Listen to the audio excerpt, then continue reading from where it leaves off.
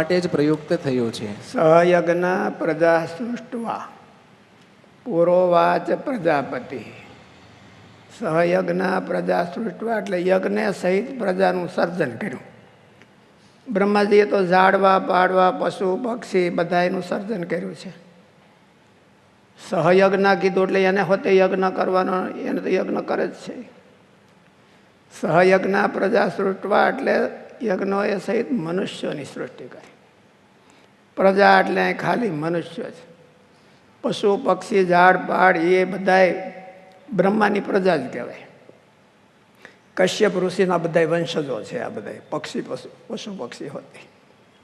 એટલે કશ્યપ ઋષિના બે પત્ની હતા, દિતિ ને અદિતિ. એમાં અદિતિના દેવતાઓ અને ગરુડજી એના દીકરા છે, એટલે પક્ષી છે. એટલે પક્ષી પશુ એ બધા કશ્યપ ઋષિના વંશજો કહેવાય. એટલે પ્રજા તો એને બધી સર્જી કહેવાય. પણ એ પ્રજા અહીંયા ભગવાને એને એમ નથી કીધું સહયજ્ઞ પ્રજા સૃષ્ટવા પુરોવાચ પ્રજાપતિ અને એને પ્રસવિષ્યદ્વમ. આનાથી તમે વિકાસ પામો, સૌનો વિકાસ ને સૌનો વિકાસ ને સૌનો સાથ છે. સૌનો સાથ ને સૌનો વિકાસ, સૌનો વિકાસ પામો. એટલે એ પ્રજાને એવી આજ્ઞા કરી કે તમે સૌ વિકાસ. અને વોઇષ્ટ કામધુક. આ યજ્ઞ છે એ તમારી બધી કામના પૂરી કરશે. એટલે સાધન સામગ્રી પૂરી કરશે. યજ્ઞ કરવો હોય એને સાધન સામગ્રી બધી તમને યજ્ઞ ભગવાન છે ને એ તમારે પૂરી કરશે. કારણ કે યજ્ઞ કરવાનું કીધું હોય ને સાધનો ન દે તો યજ્ઞ ક્યાં થાય. એટલે બ્રહ્માજીને જ એને ધ્યાન છે કે આને જે યજ્ઞ કરવો છે.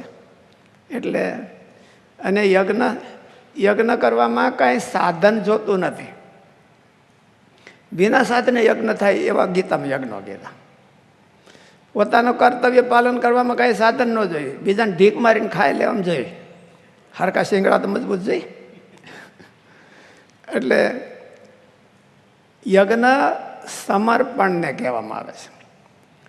અને સમર્પણ અને ત્યાગ એ બે એક સિક્કાની બીજી બે બાજુ છે. સમર્પણ વિના ત્યાગ ન થાય, ત્યાગ વિના સમર્પણ ન થાય. એટલે યજ્ઞ કરજો. યજ્ઞની સામગ્રી બધી આપી એ વિવેક આપ્યો છે. સામગ્રી એટલે કમોદ ને ઘી ને એવું બધું બ્રહ્મા આપી જાય એવું નહીં. અને તો આપણે યજ્ઞ કરીએ એવો અર્થ નહીં. ત્યાગની સામર્થ્ય મનુષ્યમાં આપી છે, પશુ પક્ષીમાં હોતે આપી છે, પણ મનુષ્યમાં ખાસ વિશેષ આપી છે. ગાય ભેંસું દૂધનો ત્યાગ કરે છે એને બિચારાને ખબર નથી કે હું ત્યાગ કરું છું.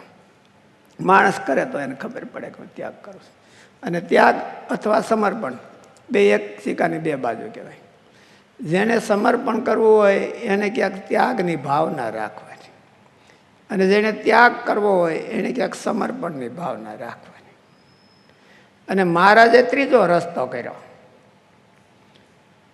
ત્યાગ અને સમર્પણ રાખવું, પણ સાચા કેન્દ્રમાં રાખવું. તો એને સેવા યજ્ઞ કહેવાય, નિષ્કામ સેવા યજ્ઞ કહેવાય. કેન્દ્રનું જો બહુ ધ્યાન ન રાખે તો નિષ્કામ કર્મયોગ કહેવાય. એ યજ્ઞ જ છે. પોતાના સ્વાર્થ માટે ન કરે એ યજ્ઞ કહેવાય. અહીં પ્રજાપદ વિશેષ રૂપે મનુષ્યો માટે જ પ્રયુક્ત થયું છે. કર્મયોગ અનાદિકાળથી ચાલતો આવી રહ્યો છે. ચોથા અધ્યાયના 3જા શ્લોકમાં તેને પુરાતન પદ વડે ભગવાન કહે છે કે આ કર્મયોગ ઘણા વખતથી લુપ્ત પ્રાય થઈ ગયો. પ્રોક્ત પુરાતના એમ ભગવાને અર્જુનને કીધું કે આ નિષ્કામ કર્મયોગ છે એની વાત પહેલાં મેં મનુ મહારાજાને કીધી હતી. અને એના દીકરાને એમ બધાએ પરંપરાથી હાલ્યો આવ્યો. પણ સ્વાર્થનો ત્યાગ કરવો એ કોઈને પરવડતો નથી, એટલે ગહાઈ ગયો. ભગવાને કીધું કે મેં તો શીખવાડ્યું હતું બધાને બ્રહ્માજી દ્વારા, તમે કાંઈ પણ સ્વાર્થ વિના ત્યાગ કરજો. રાજર્ષિઓ બધા હતા એ પ્રજા વત્સલ હતા એટલે પ્રજાને માટે ત્યાગ કરતા હતા. પણ એમાં કોઈક ઓલા પાત્રો આવી જાય, બોદા પાત્રો, એટલે પ્રજાને લૂંટવા મળ્યા. એટલે એને બીજા પછી એના વંશજો હોય એ જોવે કે આમ લૂંટે એ લોટકા થાય છે ને ત્યાગ કરે એ દુબળા પડી જાય છે. એટલે કે હાલો લૂંટે જ રાખો બધા. પુરોવાચ પ્રજાપતિ, ભગવાને આવો એક ત્યાગ અને સમર્પણનો કર્મયોગ કે યજ્ઞ મેં પહેલાં કીધો હતો બધાને. હાવ સૃષ્ટિ કરીને શરૂઆતમાં બધાને એવું કીધું હતું. ઉપનિષદમાં જ આવે છે ને કેમ કુર્વન્ને વેહ કર્માણી સતમ સમાધિજી વિશે. તમે બધા તમને વિવેક આપું છું, સાધનો આપું છું, 100 વર્ષ જીવજો એવો આશીર્વાદ આપું છું. પણ એમ નહીં, ખાઈ બગાડતા નહીં, ત્યાગ કરજો અને ત્યાગ કરજો, સમર્પણ કરજો તો ભગવાન બહુ રાજી થાય. એટલે ભગવાને સૃષ્ટિને હારે વેદોનું સર્જન કર્યું અને ગાઈડલાઈન આપી દીધું. વેદો બધા કે તમારે આવી રીતે યજ્ઞ કરો. ચોથા અધ્યાયના 3જા શ્લોકમાં તેને પુરાતન પદ વડે ભગવાન કહે છે કે આ કર્મયોગ ઘણા વખતથી લુપ્તપ્રાય થઈ ગયો હતો, જે મેં તને કહ્યો છે. તે જ વાતને અહીં પણ પૂરા પદ વડે તેઓ બીજી રીતે કહે છે. પૂરા મતલબ કે શ્લોકમાં લખ્યો ને, પુરોવાચ પ્રજાપતિ સહયજ્ઞા પ્રજા સૃષ્ટવા, પુરોવાચ પ્રજાપતિ એટલે પૂરા ઉવાચ પ્રજાપતિ. પૂરા એટલે સૃષ્ટિની શરૂઆતમાં જ કર્યું ત્યારે જ ભગવાને કીધું હતું. મેં જ નહીં પણ બ્રહ્માજીએ પણ સર્ગના આદિકાળમાં કર્તવ્ય કર્મ સહિત પ્રજા રચીને તેને કર્મયોગનું આચરણ કરવાની આજ્ઞા આપી હતી. તાત્પર્ય એ છે કે નિષ્કામ કર્મયોગ કે નિષ્કામ સેવાયોગની પરંપરા અનાદિકાળથી જ ચાલતી આવી રહી છે. આ કોઈ નવી વાત નથી. ભગવાને જ્યારે સૃષ્ટિ કરી ત્યારથી જ બધાને આપી દીધું સાધન કે જાઓ તમારા કલ્યાણનું સાધન આપી દઈશ કે આના દ્વારા તમારું કલ્યાણ કરો અને એને પ્રસવી સદ્ધમ, આનાથી તમારી બહુ પ્રગતિ થશે. ચોથા અધ્યાયના 24થી 30મા શ્લોક સુધી પરમાત્મા પ્રાપ્તિના જેટલા સાધનો બતાવ્યા છે તે બધા યજ્ઞના નામથી ઓળખાવવામાં આવ્યા છે. આપણે ઓલા બ્રાહ્મણો છે ને શ્લોક બોલે છે, બ્રહ્માર્પણમ બ્રહ્મ બ્રહ્માગ્નો બ્રહ્મણાહુતમ, બ્રહ્માગ્નો કર્મણાહુતમ, તેન બ્રહ્મેવ પ્રાપ્તવ્યમ. પછી બ્રહ્મ કર્મ સમાધિના, બ્રહ્મ કર્મ સમાધિના બહુ અગત્યનો શબ્દ છે.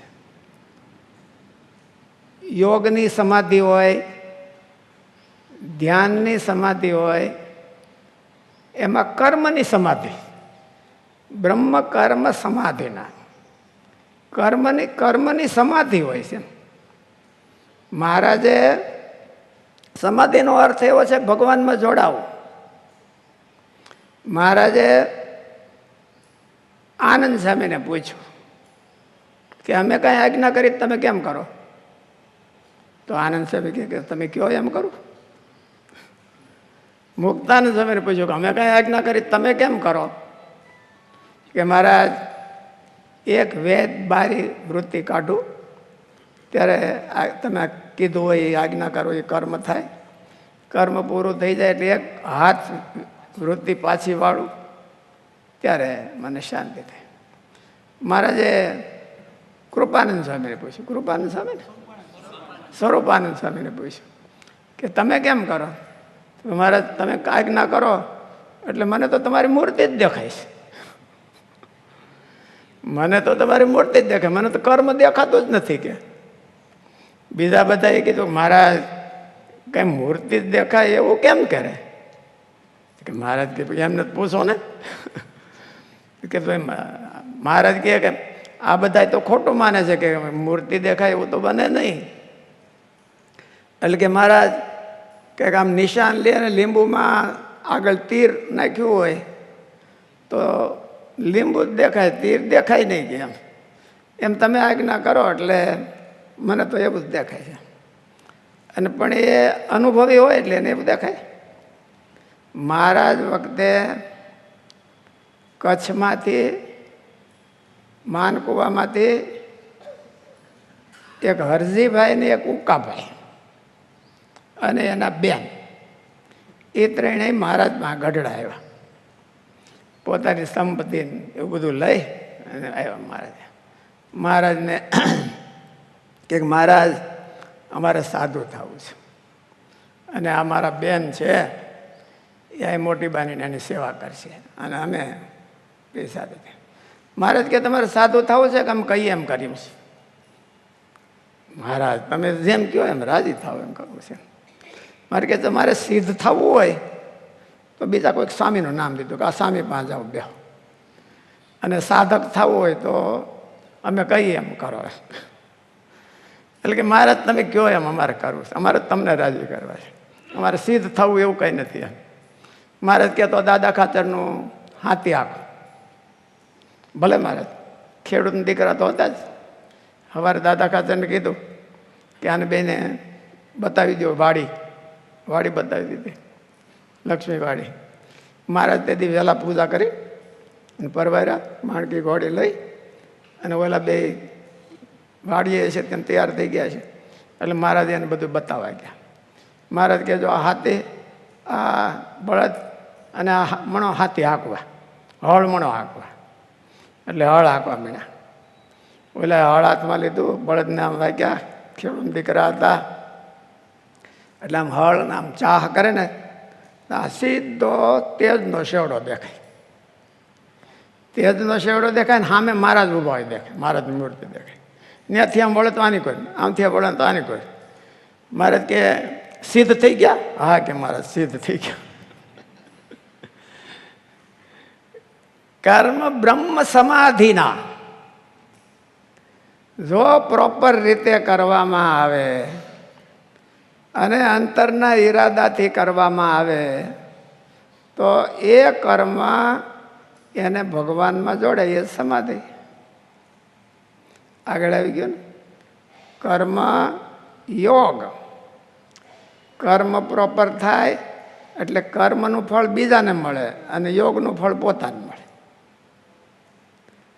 અંતરમાં શાંતિ થાય એ પોતાને મળે અને બાહ્ય બેનિફિટ છે એ બીજાને મળે તો એ રાજી થાય.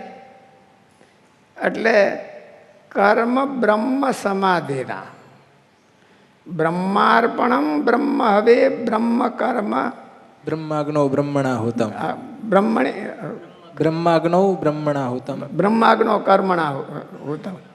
એટલે એ શ્લોક બહુ વિચારવા જેવો છે અને સૂત્રરૂપ છે. અને મહારાજે બધાને એવું કરી દીધું હતું. પર્વતભાઈ ખેતી હાંકતા હોય તો એને ખેતી મહારાજ દેખાય અને ખેતી કરી લે એટલે મહારાજની મૂર્તિ સિદ્ધ થઈ જાય. મહારાજ કોઈ આવા ભક્તોને કે કૃપાનંદ સ્વામીને વાત કોક સાંભળે તો ખોટી દેખાય, પણ એવું મહારાજે તો એવા તૈયાર કર્યા હતા કે ખોટી નહીં. બ્રહ્મ કર્મ સમાધિના એને બ્રહ્મથી ગુણાતીતાનંદ સ્વામી કે આમ આંખ બંધ કરી તો ભેટમ ભેટા થયા છે. મહારાજને ખોલી તો મહારાજ દેખાય છે. એ મૂકીને હાવણો લઈને વાળ્યું છે. શું કરવાને? એ સમાધિનું સાધન છે જો હરકું કરે તો. સ્વાર્થ ત્યાગ થતો નથી. આનાથી હું હાવણો વાળી લઈને વાળું તો મને બધા વખાણવા જોઈએ, તો એટલો સ્વાર્થ ત્યાગ થતો નથી, સમર્પણ થતું નથી, પ્રમાણિકતાથી સમર્પણ નથી થતું, એટલે સમાધિ થતી નથી.